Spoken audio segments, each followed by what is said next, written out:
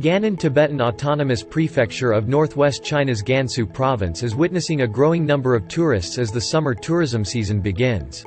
Tent hotels, decorated with Tibetan-style furniture and modern facilities, attract tourists from near and far and offer them a fusion of tradition and luxury. Activities like horse riding, dancing in circles, and tasting homemade yak jerky, yogurt and yak butter tea offer an ideal idyllic life for city dwellers. In the past, the prefecture, though endowed with natural resources, seldom saw any tourists due to its remote location and weak infrastructure.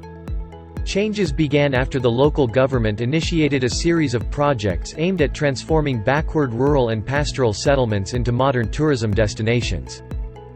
从原来来说是，说实话，在四川没有摆在只能是这个土地上放个羊牛，放牛羊不是在经济来源嘛？靠驴的话，去年啊，这几个2-3个月里，2700，这个马，骑着将就有8000到9000。像旅店这些过来支付产业上，我们也群众收入增加以后都非常高兴的。因为这个新兴的产业的入驻啊，这种新的产业模式的这样的参与，那么农民的这个应该说改变的非常的大。Tourism has spectacularly changed the lives of Tibetan herders.